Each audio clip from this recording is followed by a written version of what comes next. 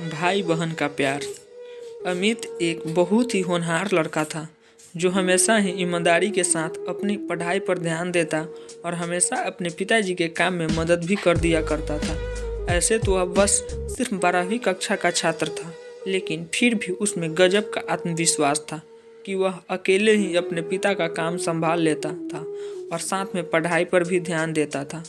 अमित की माँ का देहांत 2 साल पहले ही हो चुका था और उसकी एक छोटी बहन थी जो स्कूल जाती थी, लेकिन कभी कभी इसे भी स्कूल से छुट्टी लेनी पड़ती थी क्योंकि अमित के पिताजी सही समय पर उसके स्कूल की फीस जमा नहीं करवा पाते थे। छोटी बहन को पढ़ाई का शौक नहीं था, लेकिन फिर भी अपने भाई के कहने पर वह पढ़ाई पर करने लगती थी। एक दिन छोटी बहन के पड़ोस में रहने वाली उसकी सहेली ने उसे अपने बर्थडे में आने के लिए कहा था। साथ में उसे रेड कलर की ड्रेस पहनने को कहा क्योंकि उसकी बर्थडे पार्टी की थीम रेड कलर की थी। अमित की बहन इतनी समझदार नहीं थी और बार बार अपने भाई से जिद करने लगी, भैया मुझे नई ड्रेस खरीद कर देना, कल मुझे अमृता के बर्थडे में जाना है जहाँ रेड कलर पहनना होगा। ऐसे में अगर मैं नहीं पहनूंगी तो लोग मेरी हंसी उड़ाएंगे और मुझे कोई दोस्ती नहीं करेगा।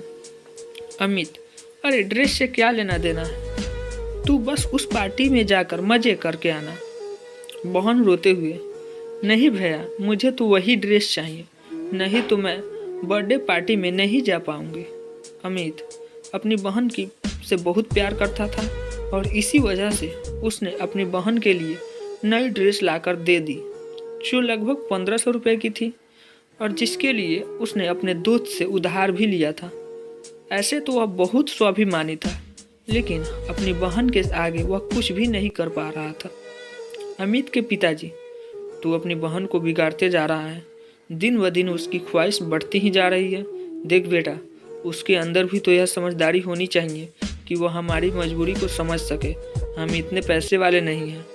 यह सब बातें दूर से ही अमित की बहन सुन रही थी और उसे यह सुनकर अच्छा नहीं लगा कि उसके पिताजी ने उसे कुछ भी देने से मना किया और उसे समझदार होने की बात की है। उसके हिसाब से तो वही सबसे समझदार लड़की थी। उसने अपने पिताजी और भाई की मजबूरी को भी सुनते हुए नज़रअंदाज कर दिया क्योंकि उसे तो अपनी मनमर्जी का हर वह सामान मिल जाता था जो वह चाहती थी। अमित दिन भर काम करता और रात में पढ़ाई किया करता था। वह अपनी पढ़ाई को छोड़ना नहीं चाहता था। यूं ही एक दिन वह पढ़ाई कर रहा होता है, अचानक उसके दोस्त राजीव का फोन आता है जो उसे कल होने वाली पार्टी में चलने के लिए कहता है। राजीव, अरे चलना यार, वैसे भी तू रोज रोज काम करता है, कभी हम दोस्तों के लिए भी समय निकाल लिया कर।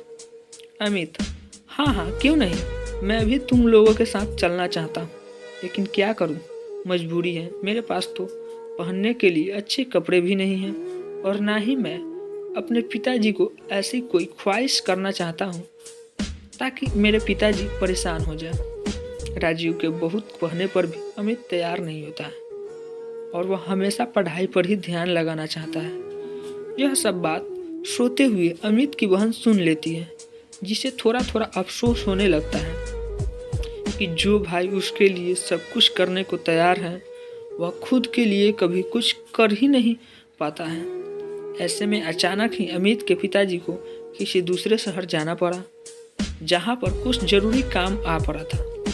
अमित की बहन, भाई मेरी सहेली बता रही थी कि शहर के मॉल में एक बहुत अच्छी प्रदर्शनी लगी है जहाँ पर बहुत तरह तरह के डिजाइनर कपड़े मिल रहे हैं, वह भी सस्ते दामों में।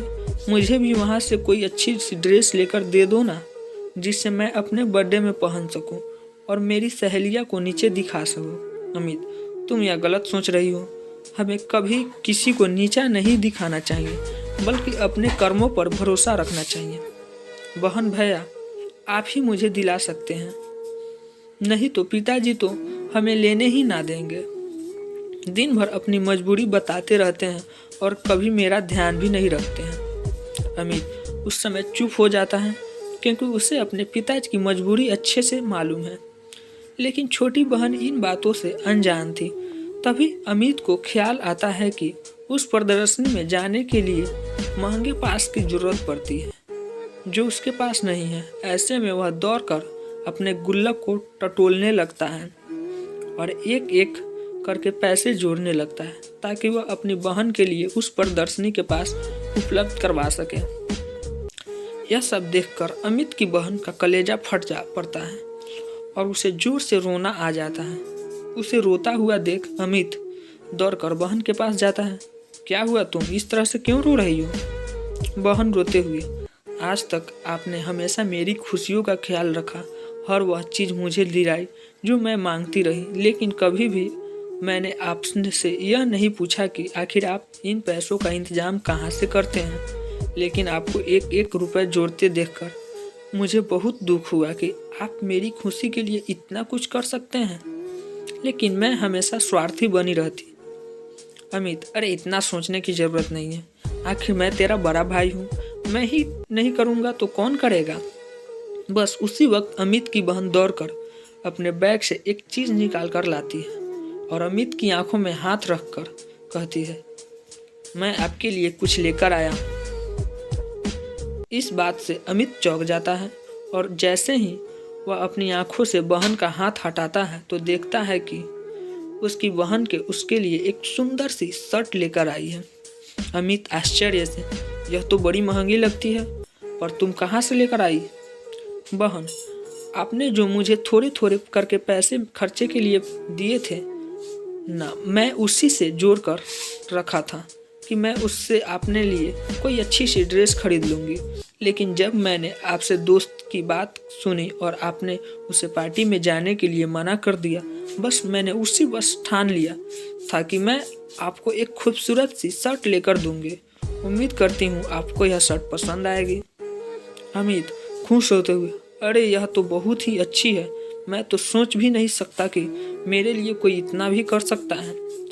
बहन भावुक होते हुए, यह तो मेरी तरफ से एक छोटा सा तोहफा है, लेकिन आज तक आपसे जो मुझे प्यार और सम्मान दिया है उसकी तो कोई भी तुलना नहीं किया जा सकता। सब मैं हमेशा आपका और पिताजी का हाथ बटाऊंगी और कभी भी फिजूल खर्च नहीं करूंगी। वह बात सही है, जितनी चादर होती है हमें पैर भी उतना ही फैलाना चाहिए। बहन की समझदारी वाली बातों को सुनकर अमित की आंखें भी आंसू से भर जाते हैं और तभी पिताजी वहां खड़े होकर उन दोनों को देखने लगते हैं। अब पिताजी की आंखें भी अमित के साथ साथ बहन के लिए भी गर्व के भाव आ जाते हैं और वे दोनों बच्चों को गले लगा लेते हैं।